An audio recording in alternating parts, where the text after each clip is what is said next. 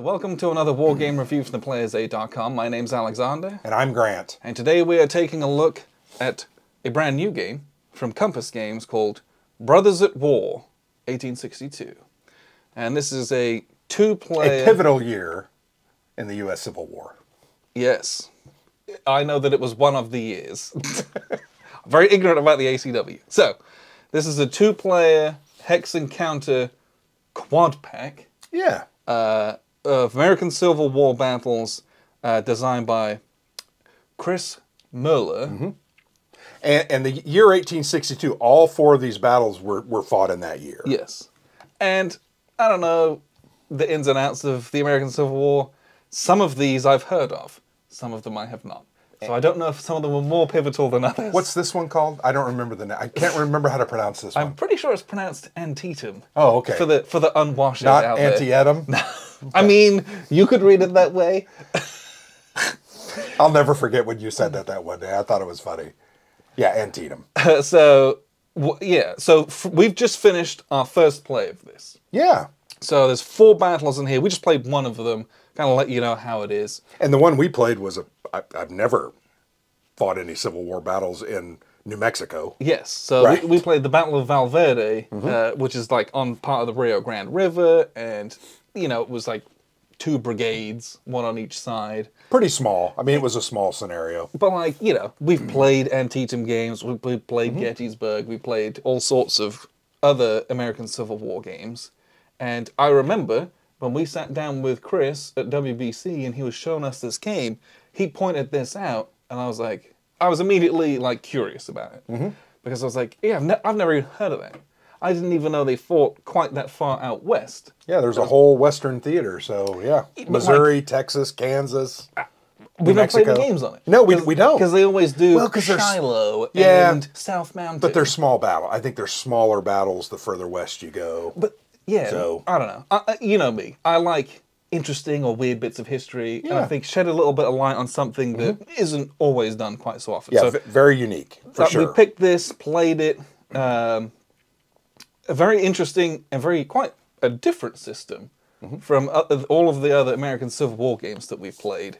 And just for reference, there is an ungodly amount of stuff in this box. Yeah, I even think this map didn't it have several different scenarios or setups? Yeah, so there's 3 scenarios. There's an early, there's a late, and then there's all together. Right.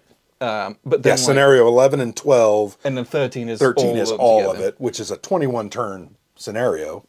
And we played, I don't think we ever moved that. Yeah. The game ended on 4 turns, at the end of turn 4. Yes. And each of the other maps also has at least 2 scenarios in it. Some of them have 3 or 4. Yeah. And, you know. So there's a lot in the box. Yeah. Even physically speaking, there is a ton of counters. The counters are really thick. The artwork's great. And I'm pretty sure Chris is an illustrator by trade. And he did all the artwork in this game as far as I know. And the maps are just great. They're really big hexes. The pieces are big. And they didn't cheap out doing double-sided maps. There are 4 separate maps in this game, right? Which I appreciate as well. But yeah, the hexes are so big you can put 2 counters side by side. Yes, and that was the other thing that caught my eye when we first looked at it. The map looks similar to something like Combat Commander. Oh yeah, where absolutely. It's not the whole. You know, there's a lot of edge space and the tracks on the board, and the hexes are really big like that. Yeah. So you can see everything. There's not a ton of clutter and stacks or anything like that. That was something I really appreciated about this game. But all in all, it's a 2-player game. It's fueled by a chip pull-based activation mechanic. And we always love chip pull. Chip pull's always a very cool, interesting thing. Yeah. And there's some uniqueness here. Yeah, you have your regular kind of brigade activations. You have your artillery battery activations. You'll have countdown markers, which will get kind of put more and more in, and those are going to end the turn as those come up. But it was just a really solid, enjoyable game. And I think the key to what you just said, your very last word, game. Yes. There's some game here. This isn't necessarily a hard, crunchy simulation, although there's some depth to the rules and lots of different elements that you got to, understand. But it's a game. Lots of dice rolling. Kind of a dice smasher. Yes.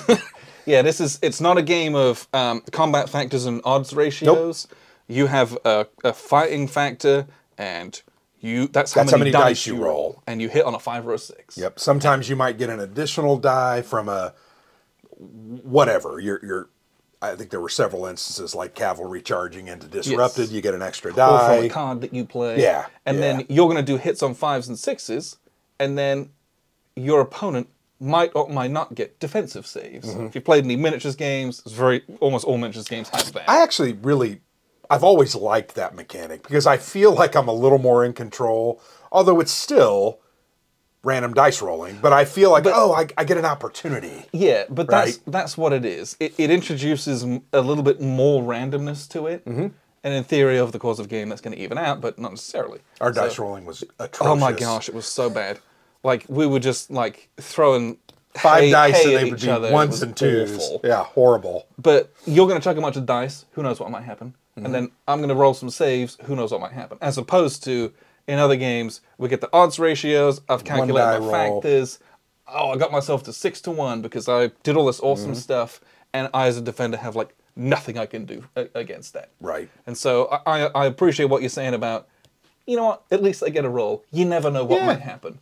It's unique in war games, right? You don't get it in a lot of Hex Encounter. Right, it's more of a miniature thing. Yes. So it's refreshing to add that to the game, make it more of a game. You throw the cards into that. Cards break rules. And that's all they do in this one. It's great. Refresh a guy and he can charge, or gain extra die, or a big huge plus modifier on. I mean, it's just they're fun. I think I just had one that was like, your enemy is like out of ammo, and they like they can't fire. Yeah, it's like And in this kind of game, that fits perfectly. Yeah, this is supposed to be a one-session, fun, light, enjoyable, playable Civil War game. I think we played that, I'm going to say, playing about 2 hours. Yes. And we got 4 turns out of a possible 10, and the game ended. I was over-aggressive, and near the end got significantly better rolls.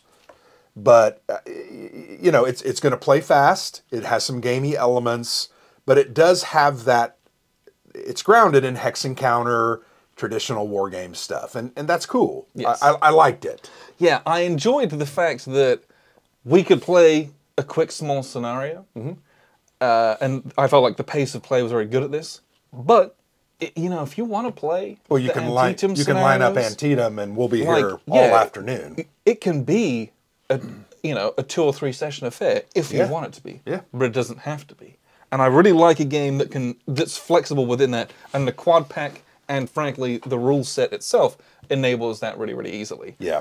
The other thing that I appreciated about this particular title is that whilst your formations are brigades and your artillery is divisional level, what you're doing on the map feels tactical. It does. And the game has a lot of the hallmarks of tactical feel, where there's like opportunity fire and how and when you can do opportunity fire. Your units become finished or disrupted. So there's those kinds of markers that often are pervasive in tactical level games.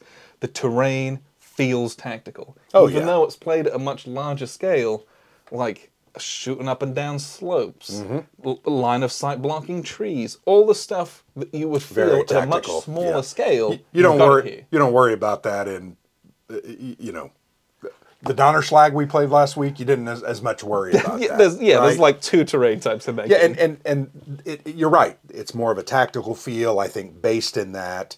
Other Brigade series or Brigade style games that we've played, I'm thinking of, Worthington Publishing's Brigade Battle series, I think is what it's called. We've played Antietam. Yes. We actually had Shiloh. I think we messed around with it, but we never played it. But I like that game. There's some similarities, but there's a lot of vast differences. They couldn't be more different. Yeah. That game also, I think, feels a little tactical, but less tactical than this one felt. Yeah. That one is, when I think of like a Civil War game, I think of the other one. Much more of what immediately comes to my mind, because this is unique. It's a big map with small hexes, and there's long lines of units, and it's, Move your line of units, take some defensive fire. Yeah. Hopefully you can keep going. Lots of attrition and steps in that one. And there's some of that in this one as well. There's not necessarily that defensive fire where I'm advancing on you and you get to unload a volley on me. But if I decide to vacate a hex, there is some of that. Yeah. And there's opportunity fire. So it's just a little different. But like I have to be prepared for that. My units have to be ready. Yep. And they can do opportunity fire. Yeah. And that stuff is just really, it's like you said, there's that game element of like, okay, I've activated my little guys.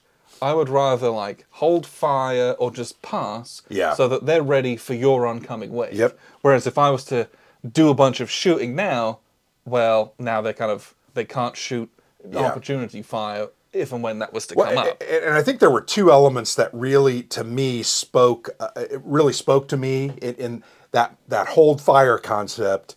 Very cool. It'd be really neat. I'm not sure I completely grokked it and knew exactly how to use it, but it's like, as long as you don't spend more than 3 movement points and attack, you're still ready. That is a huge advantage.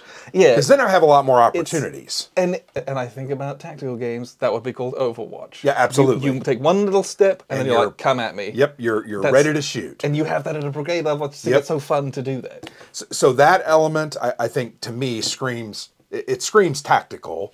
The other element that I really liked about this game was the concept of the different terrains and the way they affected your combat as well as your line of sight, but also the obscuring concept.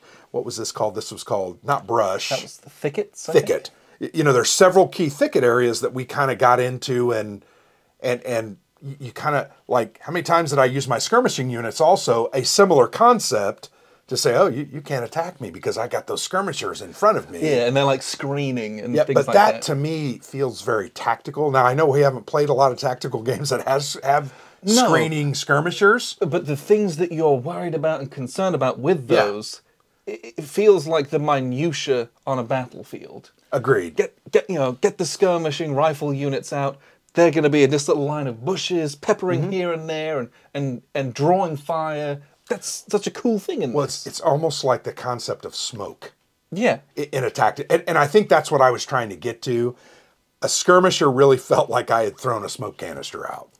Now, in the American Civil War, they didn't really do that. The smoke came from the cannon fire and the musket fire and caused some of that, but I could move my skirmishers into a key area and protect myself. Yeah. And I liked that. They're a distracting force. You have to attack them as opposed to guys behind them through their skirmish zones. And it's very interesting. If I've smartly used that concept of hold fire and move those skirmishers up, I'm ready to really pummel you as you move to do something. I really like that. Yeah. Like that feel. I think even in the scale that this is, it really felt that, to me, it spoke to me of tactical. Yes. And we've played other games, like I'm trying to think like Nations at War from Lock and Load Publishing. Yes, that's a similar scale, I think. That's in between this and tacticals. That's company level, and your formations, your units are platoons. But there's a lot of similarities here. Yes, I know what you're saying. There's all grades of levels of that, and I had a good time with it. I will say this, and I made this comment to you over and over and over again. There are games like this that frustrate the holy crap out of me because I'm thinking, oh, tactically, I'm doing exactly what I should be doing. My tactics are sound. I'm moving here, I'm doing this, and then dice come in. Yep. And then you throw a card on me that like totally breaks the rules, and I'm like, yeah, you finally got a good roll, and I'm like, I retreat instead of taking losses. Exactly, and that's cool. You just need to understand that about this game. Yes. Check that concept. You don't want to totally check it. You just want to put it in reserve because you're going to have fun with this. You're going to enjoy this. You're just going to be frustrated from time to time. Just get over it and move on. Try to do something else. Yeah, it's the gaminess of this rather than being like the most intense, detailed simulation. Yeah. This is more on the game end of things. It's still got great stuff in it, like the big the 2-page play aid. Has lots of info on that. Yeah, got all the tables, all the modifiers on it, all the different types of units. It has a really good amount of crunch for what it is. Oh, yeah. it's not so light where you're like, this is kind of nothingy. Right. And it strikes a really nice balance between those, between being very playable, but also there's also just so much in here to explore and to The play with. replayability on this, I mean, you're going to pay $75 for this, and it's just eminently replayable. Four different there's a ton battles, here. 3 to 4 scenarios per battle. I mean, you've got like 16 scenarios here. So there's a lot to like. I love the concept of the quad game. Yes. There have been a couple of them that have come out the last, like Brief Border Wars. Yep. This, I think there's been a couple of others. I mean, anytime you can get multiple battles and multiple scenarios and multiple tactical situations in one box. And they are That's amazing. so different in this. Yeah. Just looking from the maps and the setups along which I was browsing through. And Couldn't be more different. remember when we talked to Chris at WBC, I think it was Antietam or maybe Fox's Gap. Yeah, It felt totally different than our experience with this one. very different. And that to me is also very interesting because you've not only got 4 different battles, you've literally got, I think, 4 different feels and situations, and everything's going to be new. And this is one of these things. Had we played this battle before, we would now, on our second play, we'd be like, okay, totally. Here's what I'm going to do. And Or you just try something different for fun. absolutely. Like I kept telling myself, why am I coming out of the dry riverbed with that nice ridge line there protecting me? And what was my answer? I want to have some We're fun. playing a game, and it's allowed to be fun. Should I charge you? No, but you know what? I'm going to do it anyway. It's a game. That's the great thing about wargaming, is that there's no repercussions if you do something crazy. Yeah. That's part of the reason why we do this. Yep. Well, we do it because you're trying to, in many ways, we're trying to understand what this was like in some ways, but we're also interested in history and looking at how this worked out. Never played a Valverde game.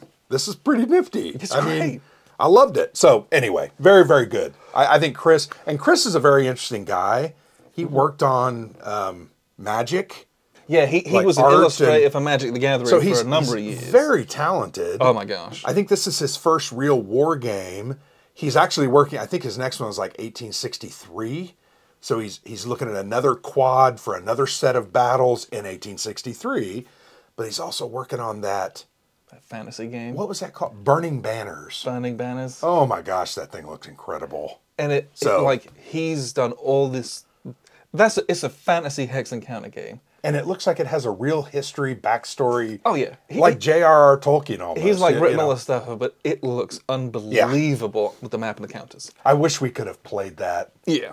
But anyway, very interesting. I think Chris did a great job with this, and frankly, I had a great time playing this. Yes. Would love to play it again. I will show you very quickly how this works, and then we'll wrap up with a few final thoughts. So here's a look at the map. At least this is one of the maps. Very, very, very large hexes. These are 1-inch counters, just for reference, so that you can kind of get a gauge for the scale of this game. So you don't have a ton of hexes on each map. The play space is small because the hexes are large, and you have a lower number of counters. This is the smallest of the scenarios, I believe, where you just have basically a single brigade on each side. A lot of the other ones have like 2 or 3.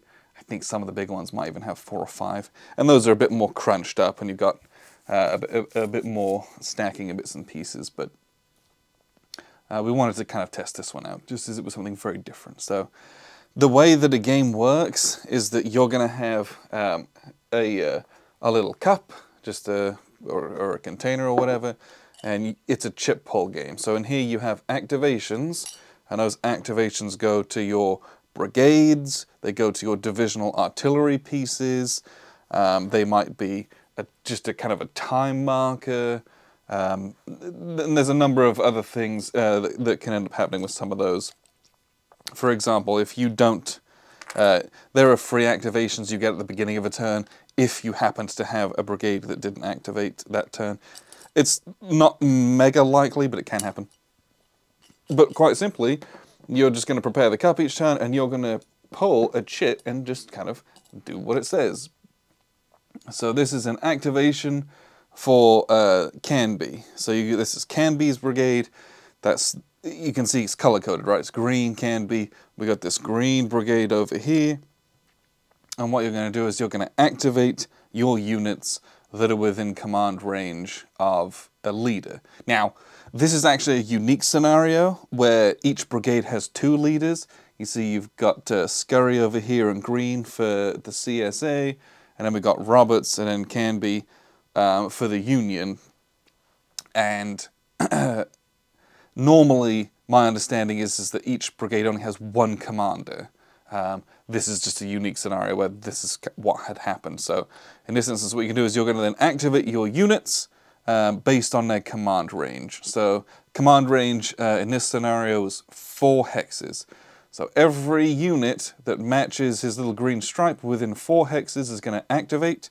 And we also have Canby down here as well. So every unit within 4 of him is going to activate, again, that matches the colors. What does that mean? Well, that means that these artillery pieces that don't have that stripe, those won't activate this turn because those are activated. There's a little, well, now I'm not going to be able to pull it out. There's a like a USA artillery chip that's going to activate the artillery pieces. When units activate, or when formations activate, the first thing they do is they try to recover. So again, we're looking at people who are in command range. This guy has a finished marker on him. Finished markers go away. Now he can activate. If you had a guy with a D, a disrupted marker, he has to roll to try and become undisrupted. So he's going to make a die roll. You roll a little D6. 5 or a 6 is a success. That's a fail. If you succeed, this goes away and you can activate as normal. If you fail, this flips to a finished. Finished means you just can't do anything. Disrupted means you can't do anything, but you also take negatives, and it's easier to kill you. There's lack of cohesion on top of you just having done things. So, but that's so we'll flip him to his little finished side. But then what you can do is you're just kind of go through and do all the different unit activations. This guy's going to attack. This guy's going to move. He's going to attack. And all of that stuff, you have a great little menu of things that you can do.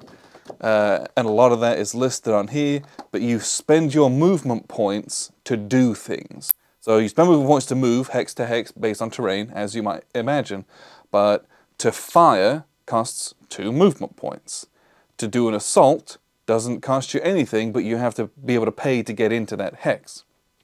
You can hold fire, which is 3 movement points, which means you can move like 1 space and then not be finished. Normally, after you complete movement, you get marked as finished and you can't do anything else.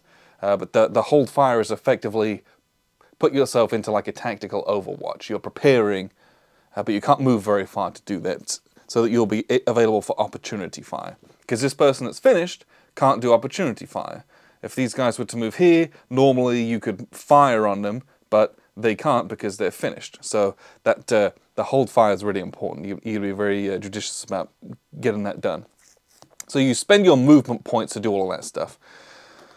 And it really is as simple as, I'm going to spend my movement points to shoot this guy. Well, it only costs 2. If we look here, I've got a 2, which is my strength value. That's how many dice I'm going to roll in combat. And a 4 is my movement points. So I'm going to spend 2 of my 4 movement points to fire. However, once I've completed firing, I'm marked as finished. So, you know, if you're going to move and then fire, you've got to kind of do it in that order, basically. So I'm going to try to attack this guy. We're really close range, and so we're just going to look at a bunch of different modifiers, but all of that's kind of here on the back. We're doing standing fire. Firing unit must be active. He is. Eligible units may combine fire. We'll forego that. But if you've got guys stacked together or adjacent to each other, they can combine their numbers. In this instance, we won't bother with that. And pass-through firepower may increase your firepower. So if, for example, this guy was here, we're shooting this guy, but any strays are going to hit this guy. What that does, instead of damaging this guy as well, it just gives us more dice to roll against this one. It's kind of an amalgamation an abstraction of that kind of extra damage that's caused by following through. You just do a little bit more to the front guy. It's an interesting concept for sure. So we've got 2 dice because we have 2 strength. And then we're just going to check any different modifiers that we might or might not have. It's things like a little pass-through fire, mass targets. If everyone's stacked, you can gain points from that, things like that. But I don't think that there is any other modifiers to that. Is it? Like if you're a cannon and you're shooting adjacent, you get a modifier for combat, but I can't remember if you do for rifles. I don't think so. But we're just going to roll our 2 die, and kind of like something like Risk or Axis and Allies, you just succeed in a 4 or a 5. Problem solved.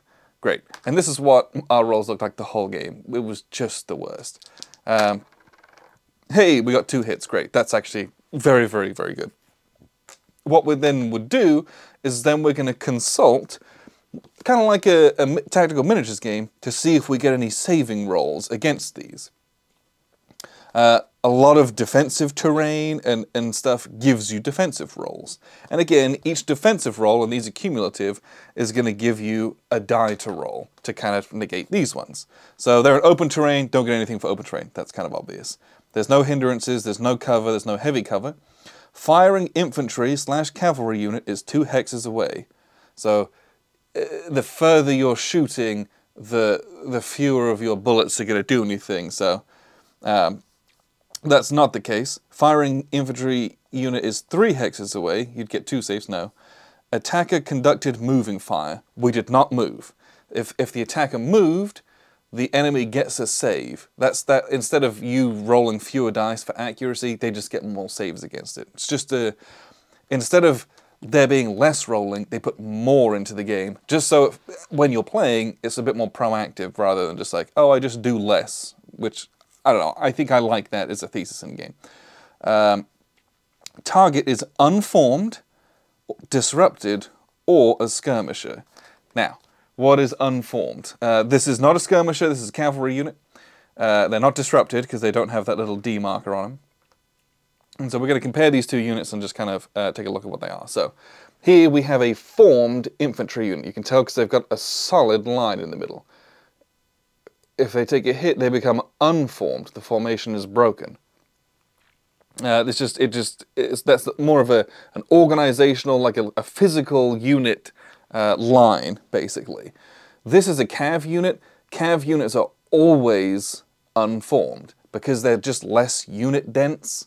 There's just fewer guys in a big straight long line. They're a bit more mobile, so they're always considered unformed. Now, the flip side of that is they don't have that extra step that big infantry blocks have. They can absorb fewer losses. They just have a dismounted side and a mounted side, but they're more vulnerable. But he automatically, like inherently, Cav gets 1 save die out of it because they're always considered unformed. Then you can optionally retreat. Now, a Cav unit can optionally retreat 2 spaces and then become finished, and they would get an extra die. And every unit can do that. A Cav unit can move an extra 2 spaces. They can retreat 4 spaces to get 2 save dice. But again, this finishes the unit. So they're now not eligible for any kind of, well, for almost every single kind of opportunity fire. If these guys had already activated, you know, it's not like they can kind of be gotten out of that particularly easily. They might run themselves out of command range, in which case they couldn't recover. So there's lots of things to consider when you're doing making these kinds of choices. We'll just we'll have them retreat 2 spaces so they get 2 dice, and we'll kind of see what happens. But that's effectively what this kind of thing works as. And when you retreat, you have to retreat towards your kind of I don't know what they call those. Towards these little symbols on the map. The USA has these 2 down here. So you have, up here, that are off map. You have to retreat towards the symbols that are, I don't know if I actually have those in the shot. Well, you got to retreat to your side of the map. Hey, these little symbols, great, wonderful. So they're just going to roll 2 dice to try and negate these. Again, just need 5s or 6s. And we negated neither of them. Wonderful. So what happens? Well, we have to retreat because we retreated. So we're kind of stuck where we are with this little guy. So the first thing that happens is that we're going to consult our little hits table. So versus a formed infantry, no, this is not a formed infantry. This is a cav unit. So versus an undisrupted unit, this unit is not disrupted. So the first thing that happens is they go from being finished to disrupted. That was the first hit. The second hit, versus a disrupted unit, you would eliminate 1 unit. So this is where you start getting into some of the more interesting and really cool choices of this game. So what do? Do you just suck it up and take a loss, or do you try to do something about it? Well, what's going to happen is you have these off-map brigade sheets, and you have a number of reserves. And you're going to spend those reserves to keep guys alive.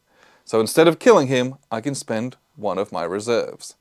And you have a bunch of these reserves, and it's great. However, once you become exhausted, you take 1 of your activation markers, most brigades have 2, some only have 1, and you stick it in the exhausted box that's off map, and they have to make a roll at the end of every round, like at the end of every full kind of round.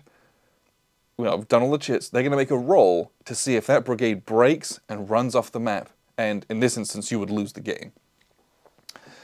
So you've got to be very judicious with your reserves.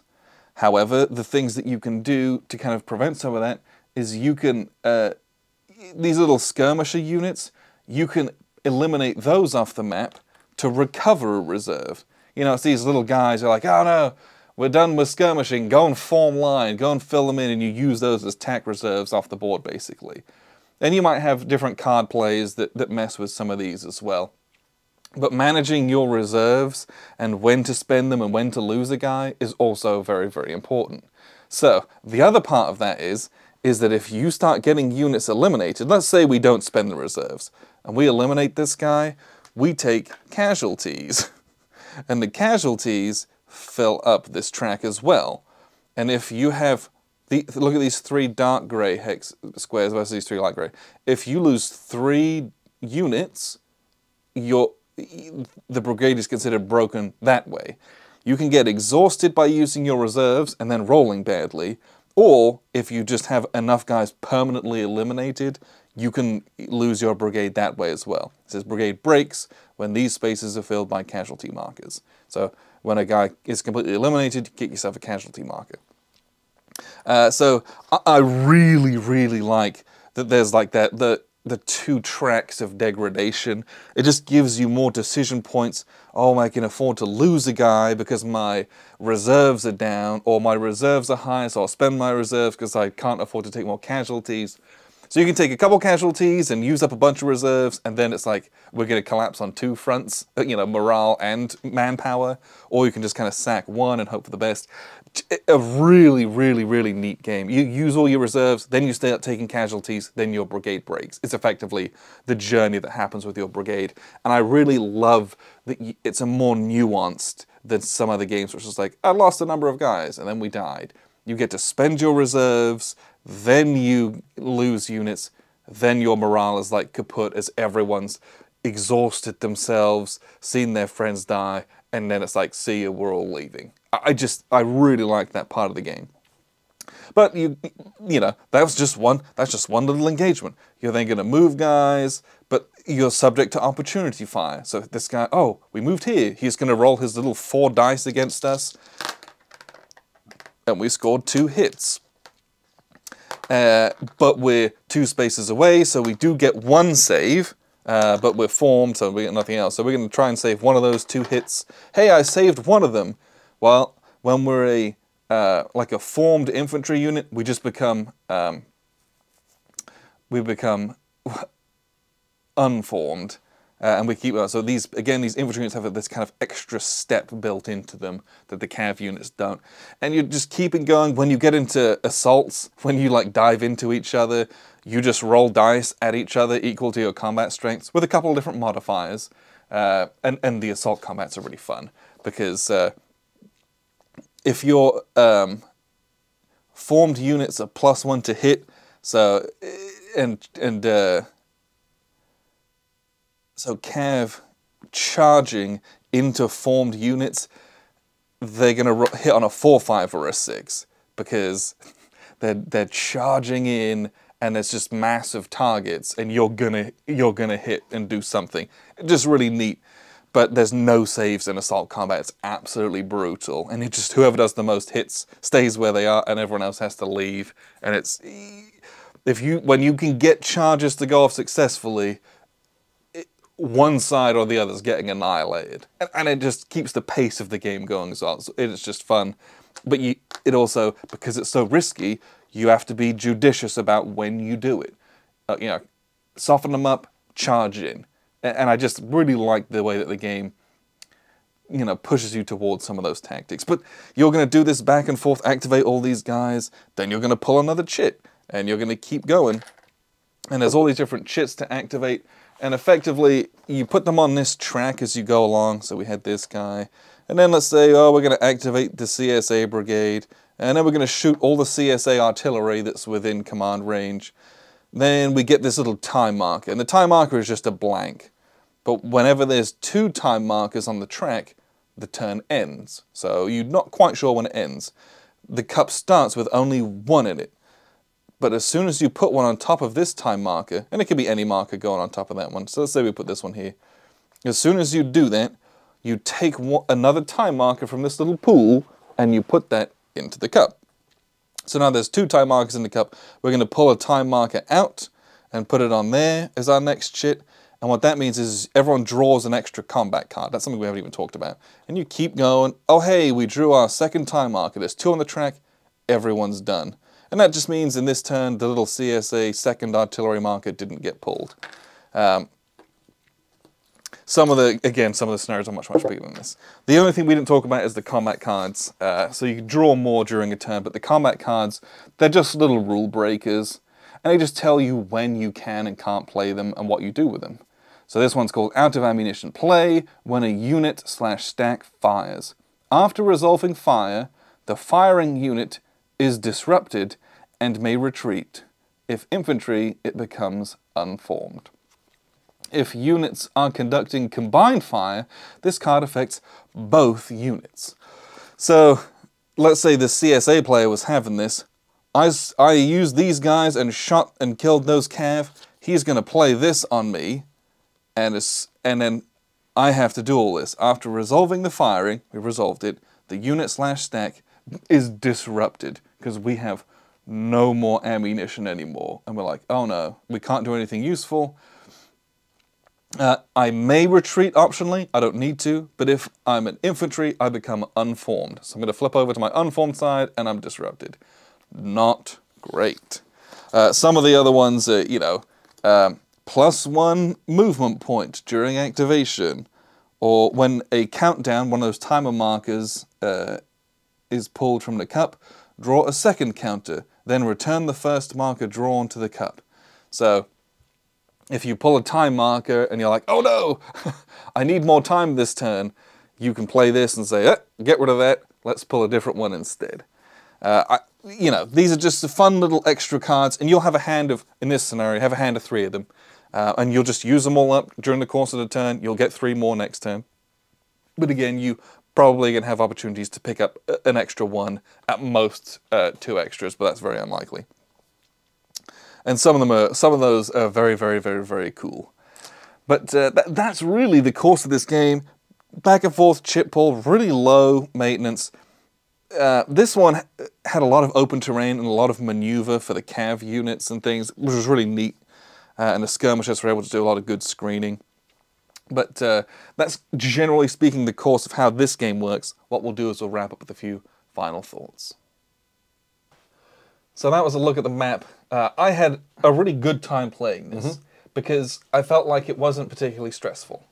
No. There are some American Civil War games where they're so big. Yeah. And it's like, whew, it's kind of intense. Whereas this very low counter density. Even if you're playing Yeah. some of the bigger scenarios, like the stacking is mostly 1 per hex. Mm-hmm. And you know, there was a couple of things in the rules that were I would have Ambiguous. liked a little bit more clarity on. An example of that was you made an attack on one of my hexes that I had double stacked units in, right? I had 2 units in it. Yes. And we were trying to understand, okay, does each unit take all the hits, or do they divide them amongst themselves? Do they each get to roll 3 or 4 dice to do saves? And the rules just weren't necessarily clear. Yeah, it wasn't as explicit as I would have liked it to be. So we just made some judgments on it, and it worked okay. We inferred something from another example in a different thing, and we're like, okay, you can rally everybody in the same group with the same one die. roll, So therefore it's probably, so we inferred that. I hope we got that right. Yeah. But that's one thing. Maybe if some of those rules could have been a little more clarified, I think that. But would have yeah, been there good. was like a couple, like 2 things in there that was one of them. Where I was like, but other than that, it was pretty decent, and for a first offering, very very respectable. a very clean game. Yes. I don't think there was anything that I didn't really understand, but I still liked the fact that there were things I was trying to figure out. And Grok, the skirmishers, that's fascinating. In a simple, small scale game like this, I'm like, there's still something I'm thinking about, trying to understand how was I going to use those. It was And that's just great. enjoyable. Yep. I felt like I was moving pieces around, positioning, making some battle lines, firing, watching my flanks, all the things that you would want to.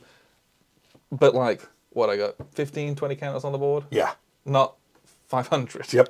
And I like a game that's like that because it's very easy to make a big game with everything in it. It's very difficult to make a streamlined game with smaller, like with fewer counters, and for it to be good. And Chris done an excellent job of that. And I think a lot of times the chit pull mechanism, I think, makes a game very playable. Yes. And what I mean by that is I'm going to reach my hand in, I'm going to draw out a chit. Oh, that's what I do, blah, blah, blah. And it's a great way it's excellent for learning, right? it is. It's for learning how things are going to work together.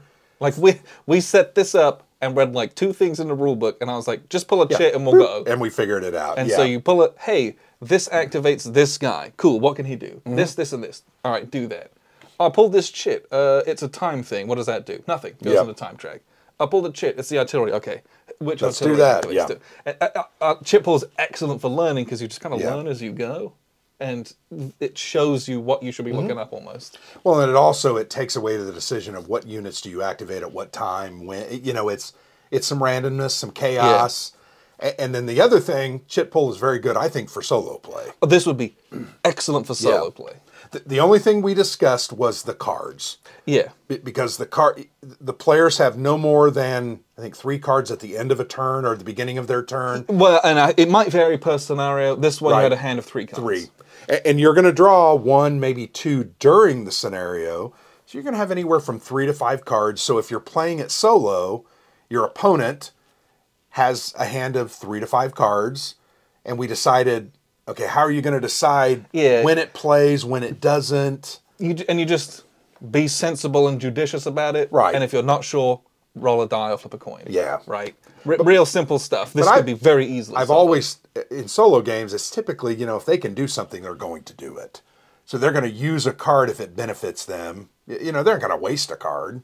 But if they can do something, they're going to throw the card. So, And when we're playing this 2-player, you kind of want to just use your cards. oh, yeah. Like, don't be dumb about it, but like, don't wanna hold they're on to fairly niche. You're like, oh, I was in this situation. Yes, I would use this. Like, we would regularly use all of our cards in a turn. Yeah. You can hold them over from turn to turn if you had a really good one, but And there are some very good ones in you there. you want to use them when it's applicable, so you just do. And furthermore, the only final thing I want to talk about very, very quickly, the victory conditions are very interesting. It's a concept of losses and exhaustion. You've lost so many men that you become exhausted, and then you have to kind of do, what do they call it? Break or exhaust? It's called a fate roll. Fate roll. I thought that was very well done. I thought it was interesting because I was watching those markers, also gauging the battlefield. Where can I actually do another wound or two Yes. to make this game move in my favor? Yes, you can lose a couple ways, but it's all from your brigade breaking. But will it break from you used up all your reserves and became exhausted and then failed your roll, or did you take a set number of casualties? Like there are so many dead guys. Yeah. And so you can break either one of those two ways, and so you're like, this currency of reserves, and you're like, oh, I'm trying to not use those, but I can't take too many casualties, so I got to use my reserves. It's great. Anytime you have multi-layered degradation, right. I think is always interesting. Well, and it was also interesting, your skirmishers, you could actually kick a skirmisher off the battlefield to gain a... Yes. Kind of reform an exhausted chit. And I thought that was cool. I thought it was unique and interesting. Yes. Really like this. I had a good time with it. Yeah, not a massively complicated game. How big were the rules? I don't think they were that big. That was the scenarios. 12 to 15 pages. Yeah, but there is an ungodly amount of like huge multi-page examples illustrations as well. So the actual 20. rules like 20-ish, but like you're really looking at it's closer to like 16 pages of rules, and also like. It doesn't look like it, but the font size is really big compared to other rule books. So it was very easy to learn and know the rules pretty quickly, especially if you've played a chip pull before, because you know the chip pull rules. But yeah, chuck a bunch of dice, play some cards, have a great ACW time. Yeah, and you've got it. 4 battles in a box. Yeah. What's not to love about this? I will say this, we have now played, I bet we've played half a dozen, if not more, ACW games. I think it's time for us to break out the U.S. Civil War. I've played it. Yes, I do want to play that. Yes, I think we need to play that because that'll blow that's your like mind. a big beast of a game. But it's pretty awesome. I've heard it's amazing. People love it. Yeah, it's very good. So yeah, Brothers at War. I really liked it. Brothers at War 1862 from Compass Games. Check it out for something you're interested in. But appreciate you very much for tuning in. I've been Alexander from thePlayersaid.com. And I'm Grant.